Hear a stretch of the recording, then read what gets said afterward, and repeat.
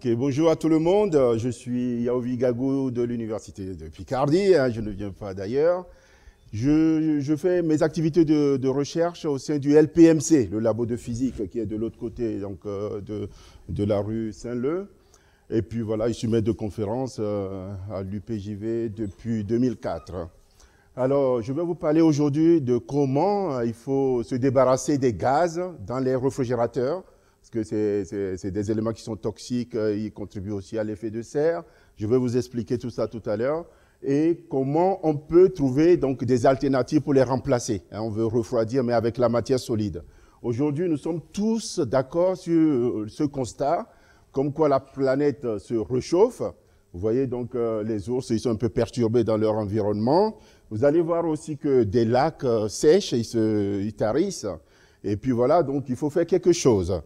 Vous allez voir dans cette petite vidéo comment ça se passe en réalité.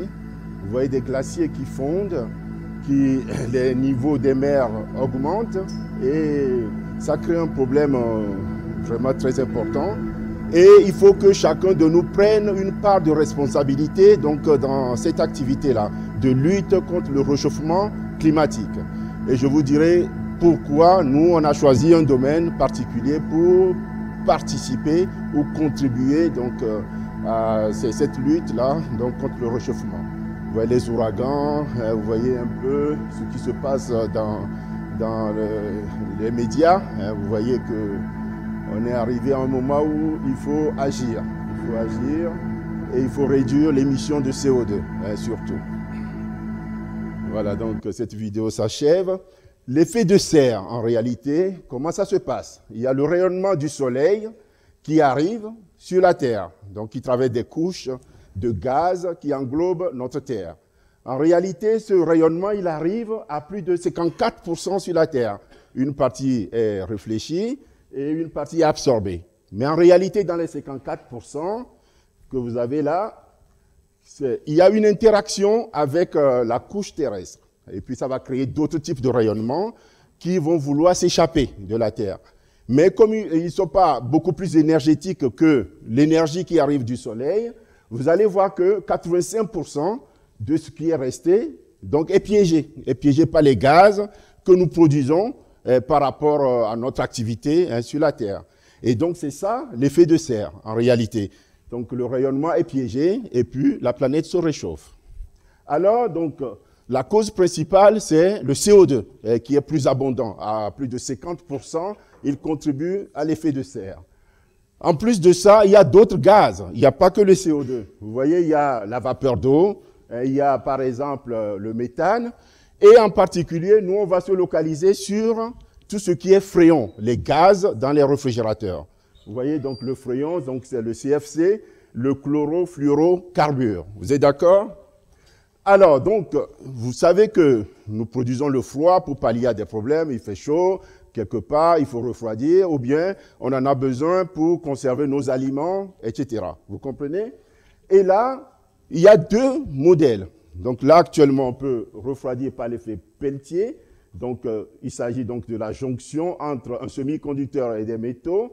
Et en fait, quand vous voyez dans ce schéma que industriellement on met donc, dans ce dispositif, vous allez voir qu'un électron qui est injecté ici et qui donc, traverse ce circuit va porter donc, une certaine entropie qu'on peut libérer ici et qu'on peut récupérer de l'autre côté, ce qui va créer une zone chaude et une zone froide. C'est comme ça qu'on fait le refroidissement par effet Peltier. Malheureusement, c'est des dispositifs qui sont utilisés sur des dimensions réduites et qui ne sont pas très performants au niveau de la cyclabilité et de la longévité. Alors, donc, vous savez que la deuxième alternative, c'est les gaz. On utilise les gaz parfaits, les gaz caloporteurs, c'est tout ce qui est fréon, donc dans les réfrigérateurs. Alors, donc, ces gaz-là, ils subissent le cycle de Carnot, entre une détente isotherme, une autre détente adiabatique, après une compression isotherme et une compression adiabatique sur un cycle réversible pour faire le chaud et le froid.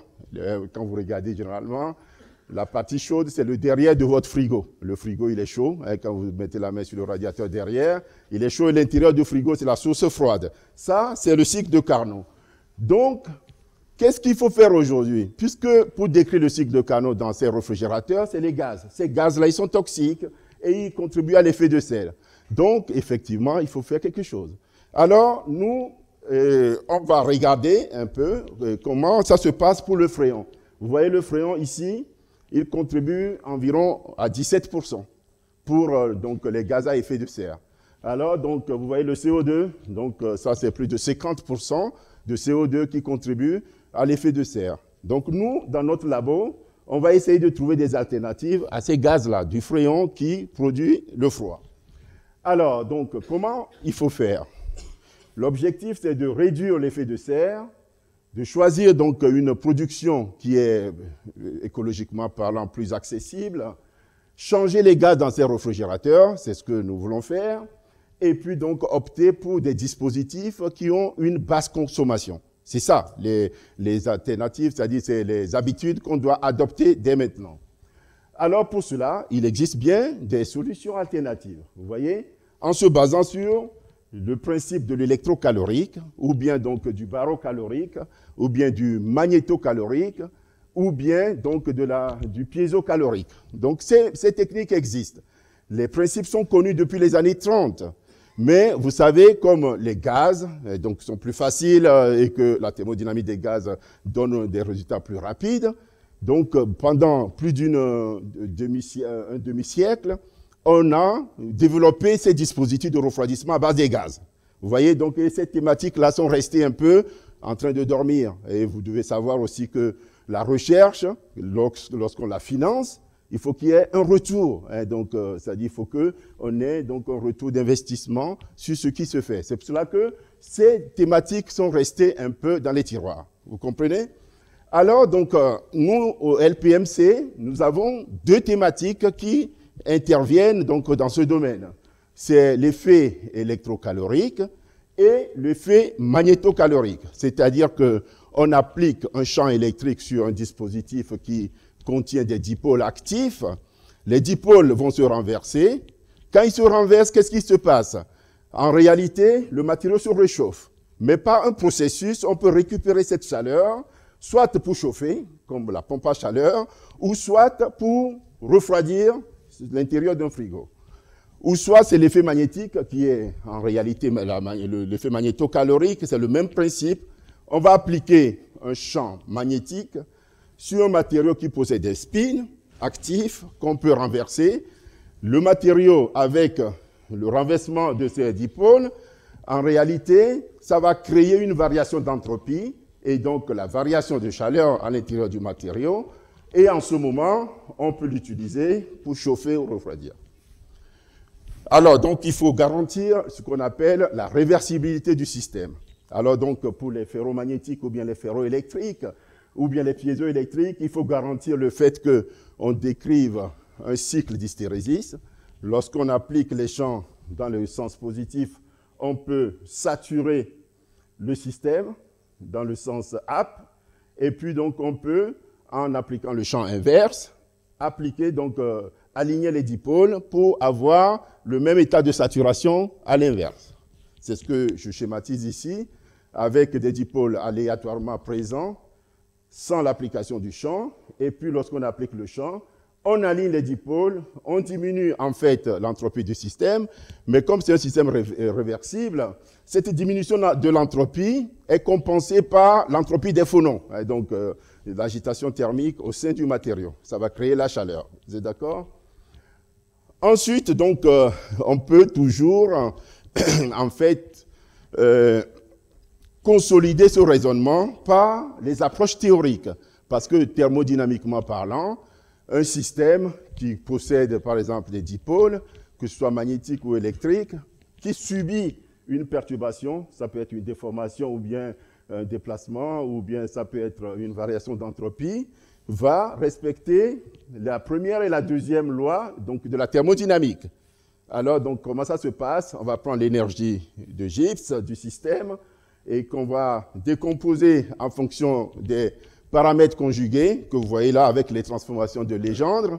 Je vais essayer donc de faire les dérivations croisées. J'ai des équations de ce type. Lorsque je fais une deuxième dérivation, je vais tomber sur des équations spécifiques que vous avez au tableau.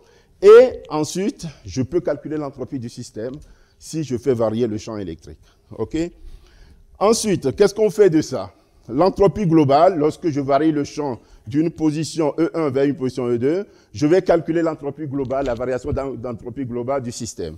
En réalité, on peut introduire dans cette équation la chaleur spécifique que nous enregistrons sur le matériau. Et lorsqu'on utilise la relation de Maxwell, on peut calculer la variation de température dans le matériau. Alors, un autre coefficient qui est important, ce que j'appelle la responsivité du matériau, c'est la variation de cette température qui est là sous l'effet du champ appliqué. Parce que ça ne sert à rien de produire une variation de température avec un champ colossal. Ce n'est pas intéressant. Ce qui est intéressant, c'est d'optimiser le système pour produire une variation de température avec un champ optimal. Donc, c'est ce coefficient-là qui est intéressant. Et là, ce coefficient, lorsqu'on se base sur les cycles PE enregistrés en fonction de plusieurs températures, on peut le calculer. Donc, avec cette relation-là, tout simplement, c'est la partie qui est sous l'intégrale. Ensuite, il y a une deuxième méthode que nous avons développée au sein de notre laboratoire de recherche, c'est de calculer donc, le courant pyroélectrique, c'est ce coefficient-là, à partir de la mesure de courant pyroélectrique. Donc, une fois qu'on a fait ça, on peut calculer l'effet électrocalorique avec ce dispositif.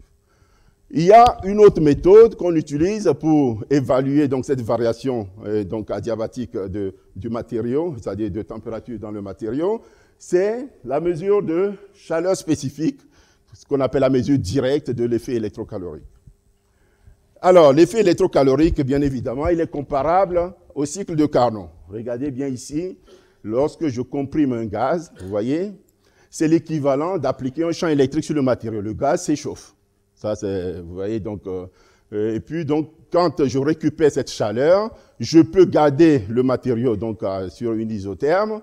Après, donc, je vais faire de la détente du gaz. Et vous voyez bien, les schémas sont équivalents à chaque position. Appliquer une pression, c'est l'équivalent d'appliquer un champ électrique.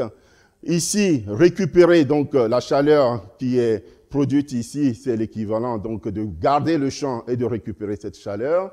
Et puis donc, quand on fait une expansion, c'est couper le champ électrique et revenir à l'état fondamental.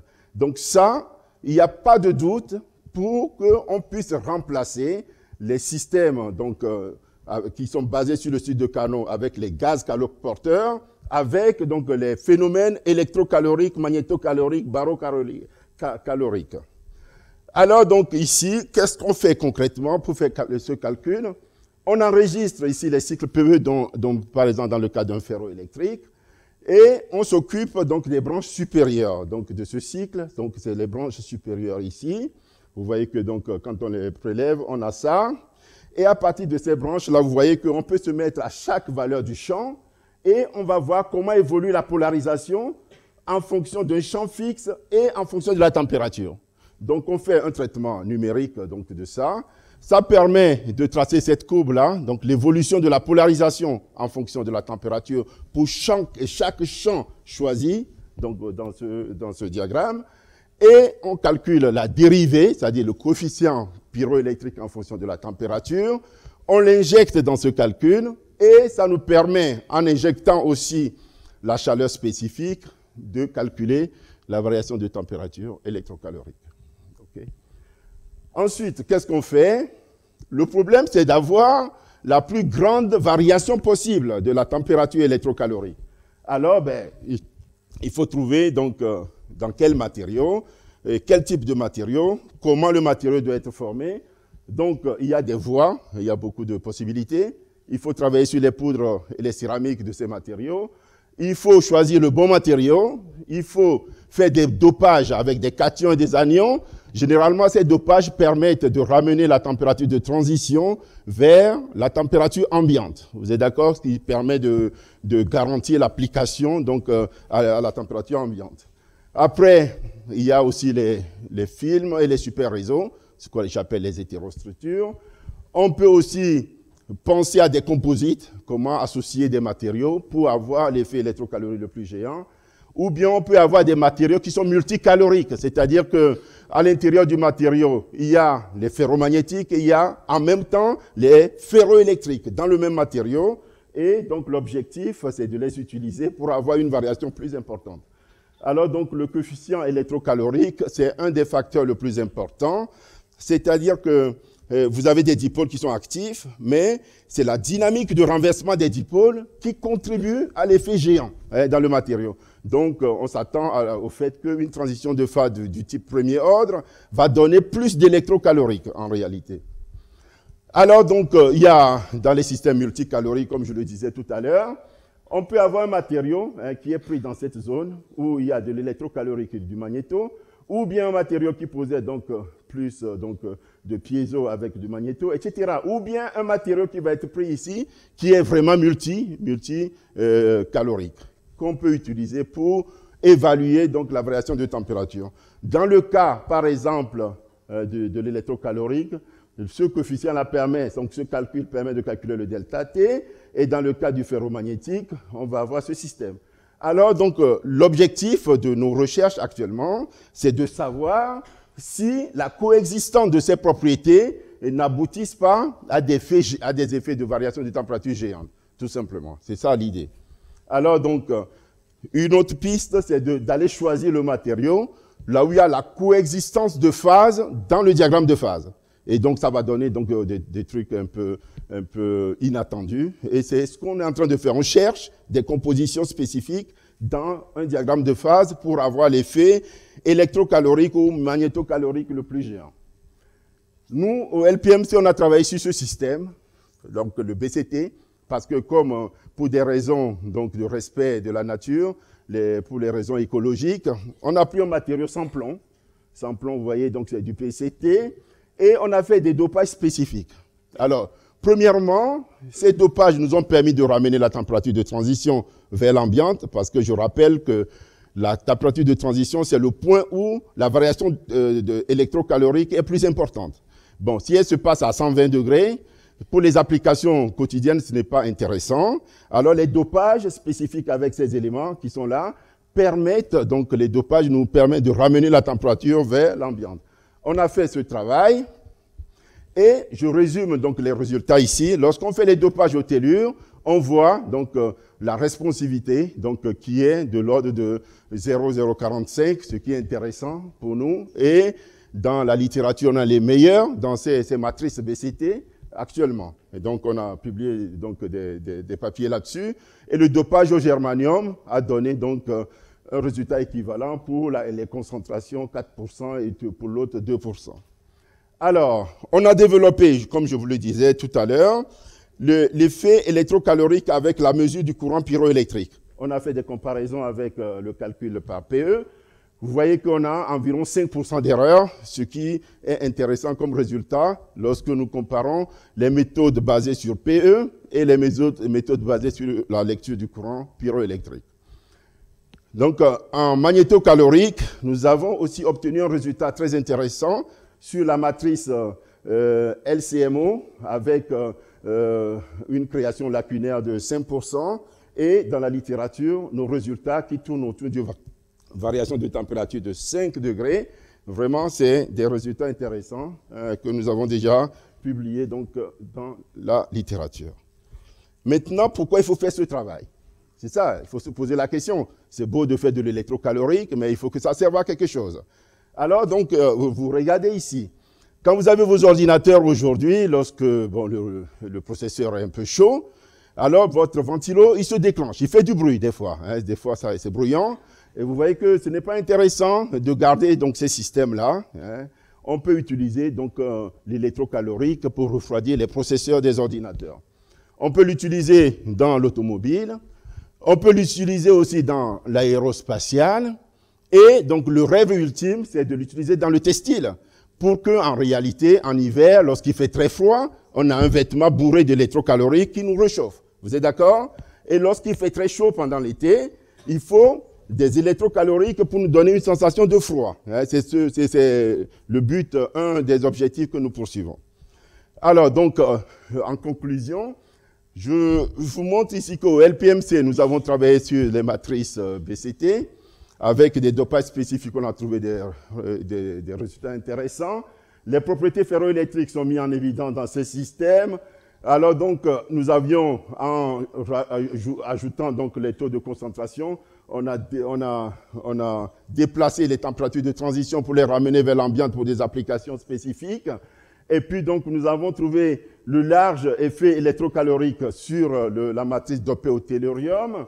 Après, donc, plusieurs pistons à améliorer. Et puis voilà, donc en ferromagnétisme, on a essayé de montrer qu'on a une bonne variation de l'effet électrocalorique si nous comparons avec la littérature. Alors, donc, je vais remercier donc, le directeur de mon labo, professeur El Marcy, et tous mes collègues qui participent à cette thématique. Et puis voilà, je vous remercie.